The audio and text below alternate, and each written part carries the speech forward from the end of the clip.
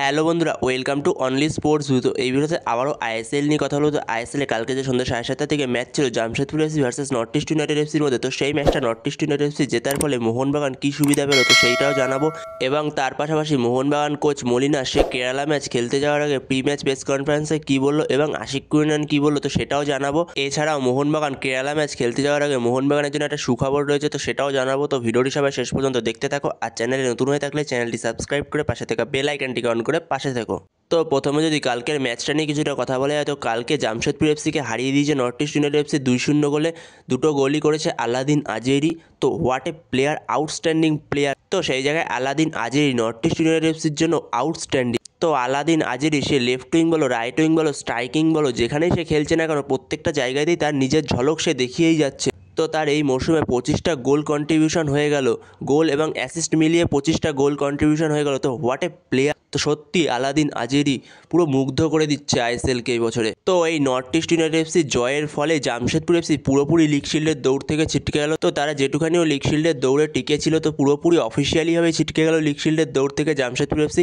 কারণ জামশেদপুর এফসি আর পৌঁছাতে পারবে না 49 পয়েন্ট অবধি জামশেদপুরের হাতে পড়ে রয়েছে। আর 4টে ম্যাচ জামশেদপুর 20টা ম্যাচ খেলা হয়ে গেছে। তো সেখানে জামশেদপুর যদি নেক্সট 4টে ম্যাচও জেতে, তো সেখানে জামশেদপুর হায়েস্ট পৌঁছাতে পারবে 46 পয়েন্ট অবধি।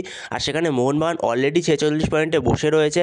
তো সেই জায়গায় অফিসিয়ালি জামশেদপুর এফসি ছিটকে গেল লিগ শিল্ডের দৌড় থেকে। এখন শুধু লিগ শিল্ডের দৌড়টা মোহনবাগান আর এফসি গোয়ার মধ্যেই পড়ে রয়েছে, যেখানে এফসি গোয়ার থেকেও মোহনবাগান 7 পয়েন্টের লিডে রয়েছে। তো যেখানে এফসি গোয়া এবং মোহনবাগান দুজনেই সমান সংখ্যক ম্যাচ খেলেছে, কিন্তু তাও মোহনবাগান 7 পয়েন্টের লিডে রয়েছে এফসি গোয়ার থেকে।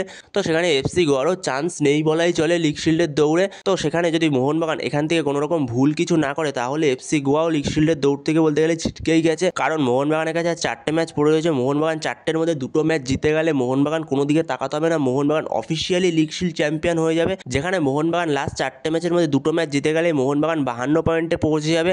আর উল্টো দিকে এফসি গোয়া তারা হাইয়েস্ট পৌঁছাতে পারবে 51 পয়েন্ট অবধি। লাস্ট 4টে ম্যাচ পড়ে রয়েছে এফসি গোয়ার কাছে। তো এফসি গোয়া 4টে ম্যাচে 4টেই জিতলে 51 পয়েন্ট অবধি পৌঁছাতে পারবে, তার থেকে বেশি আর যেতে পারবে না। এখন নেক্সট টার্গেট হলো 2টো ম্যাচ, তো 2টো ম্যাচ জিততে হবে। নেক্সট কেরালা ম্যাচ, তারপরে উড়িষ্যা ম্যাচ যেটা রয়েছে হোম গ্রাউন্ডে মোহনবাগানের। তো সেই ম্যাচটা জিতে মোহনবাগান হয়তো লিগ শিল্ড কনফার্ম করে ফেলবে। তো সেখানে এখন সবকিছুই মোহনবাগানের হাতে রয়েছে। তো সেই জায়গায় মোহনবাগান এখান থেকে কোনো রকম ভুলভ্রান্তি না করলে মোহনবাগানের কোনো অসুবিধা হওয়ার কথাই না। তো সেখানে মোহনবাগানের কাছে খুবই গুরুত্বপূর্ণ ম্যাচ কেরালা ম্যাচটা লিগ শিল্ডে হাত রাখতে চলেছে। শুধু লিগ শিল্ডটা কনফার্ম করতে গেলে মোহনবাগানকে উড়িষ্যা ম্যাচ অবধি যেতে হবে। তো সেখানে দেখা যাক কি হয়। তো এরপরে বলবো মোহনবাগান কোচ মলিনা সে কেরালা ম্যাচ খেলতে যাওয়ার আগে প্রি ম্যাচ প্রেস কনফারেন্সে কি বললো। তো মলিনাকে যখন প্রশ্ন করা হয় যে আপনি তো আর 2টো ম্যাচ জিতলে লিগ শিল্ড কনফার্ম করে ফেলবে, তো সেখানে মলিনা বলে আমি লিগ শিল্ড দেখতে পাচ্ছি, শিল্ড তো তাদের হাতে আসবে না, শিল্ডের কাছে তাদের পৌঁছাতে হবে।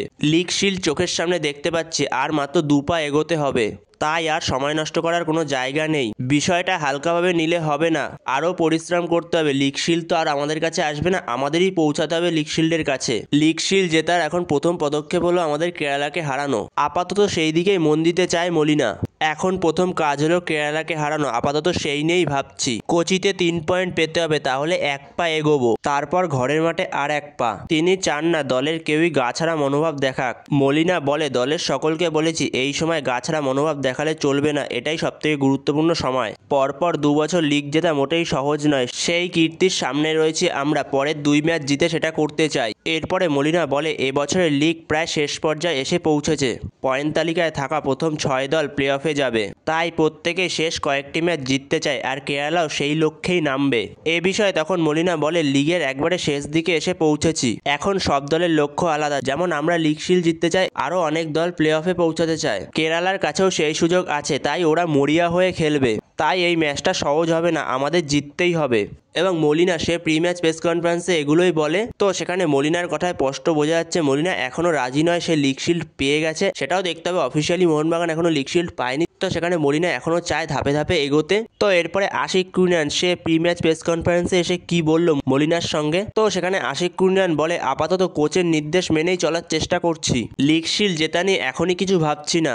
কোচ এক পা করে এগোতে বলেছে, আর আমরা সেটাই করছি। সকলের একটা বাড়তি তাগিদ রয়েছে, চোট থেকে ফিরে নিজের সেরাটা দেওয়ার চেষ্টা করছি। সবুজ মেরুন সমর্থকদের কাছ থেকে অনেক ভালোবাসা পেয়েছি, তার শিল্ড জিতে আমি শোধ করতে চাই। তো আশিক কুরিনান সে প্রি ম্যাচ প্রেস কনফারেন্সে এগুলোই বলে। তো এরপরের আপডেটটি হলো কেরালা ব্লাস্টার্স এফসিকে নিয়ে। তো কেরালা ব্লাস্টার্স এফসির উইঙ্গার নোয়া সাদুই সে মোহনবাগানের বিরুদ্ধে থাকছে না। তো সেটা মোহনবাগানের জন্য একটা বড় খবর বলা যেতে পারে, কারণ নোয়া সাদুই সে খুবই একজন ডেঞ্জারাস প্লেয়ার, যে কোনো সময় কামব্যাক করে দিতে পারে। আর নোয়া সাদুই সে সবসময় মোহনবাগানের বিরুদ্ধে খুব ভালো খেলে। তো সেটা মোহনবাগানের জন্য খুবই বড় একটা খবর যে মোহনবাগানের বিরুদ্ধে নোয়া সাদুই থাকছে না। তো সেখানে কেরালা একটা স্টেটমেন্ট দিয়েছে তাদের অফিসিয়াল পেজ থেকে যে নোয়া সাদুই তার ছোট্ট একটা ইনজুরির কারণে সে 2 সপ্তাহের জন্য ছিটকে গেছে। তো সেখানে কেরালা মোহনবাগান ম্যাচে সে থাকছে না মোহনবাগানের বিরুদ্ধে। তো সেখানে মোহনবাগানের জন্য একটা খুবই ভালো খবর এটা। তো বন্ধুরা এই ভিডিওতে এই পর্যন্তই। তো এই ভিডিওতে এই আপডেটগুলো নিয়ে আলোচনা করা ছিল। তো ভিডিওটি ভালো লাগলে অবশ্যই লাইক শেয়ার সাবস্ক্রাইব করতে ভুলো না। তো নেক্সট ভিডিওতে দেখা হচ্ছে, ততক্ষণের জন্য বাই বাই।